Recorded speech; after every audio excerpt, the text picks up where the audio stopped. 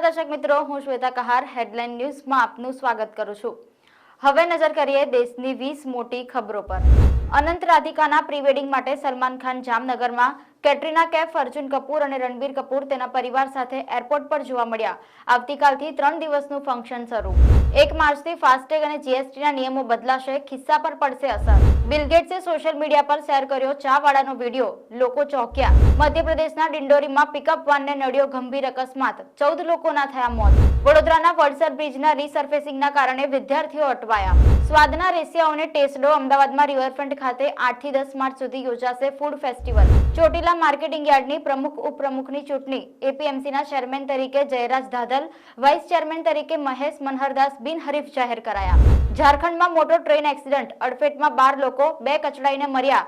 આગ લાગવાની અફવા ફેલાતા ટ્રેનમાંથી કૂદતા સામેની ટ્રેન ફરી વળી। જામનગરમાં મુકેશ અંબાણી અનંત રાધિકાએ લોકોને પીરસ્યું ભાવનું ભોજન, જેમાં પહેલા અન્ન સેવા શરૂ થઈ। અમદાવાદીઓ માટે ગુડ ન્યૂઝ, એરપોર્ટથી શરૂ કરાશે વધુ 2 નવી ફ્લાઇટો, 1 રાજકોટ હીરાસર।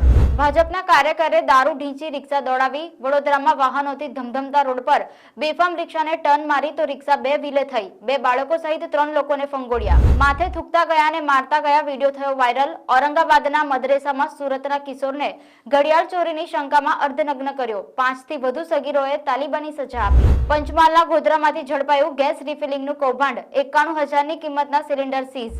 તાપીમાં કુકરમુંડાના મોદલામાં જળાશયમાં નહાવા ગયેલા 2 બાળકોના પાણીમાં ડૂબી જવાથી નીપજ્યું મોત। મરચા બાદ હવે ઘઉંથી ઉભરાયું ગોંડલ માર્કેટિંગ યાર્ડ, રોજ 15 થી 20,000 ઘઉંની બોરીની થઈ રહી છે આવક। વધતી ગરમીના કારણે હિમાલય ઓગળી રહ્યો છે, 90% સુકાઈ જવાની છે આગાહી। રાધિકા આનંદ પ્રી વેડિંગ ફંક્શન માટે જામનગર પહોંચી, માનુષી છિલ્લર, મનીષ મલ્હોત્રા પણ પહોંચ્યા। અભિનેત્રી જયા પ્રદા ફરાર જાહેર, કોર્ટે પોલીસને ધરપકડ કરવા કર્યા આદેશ।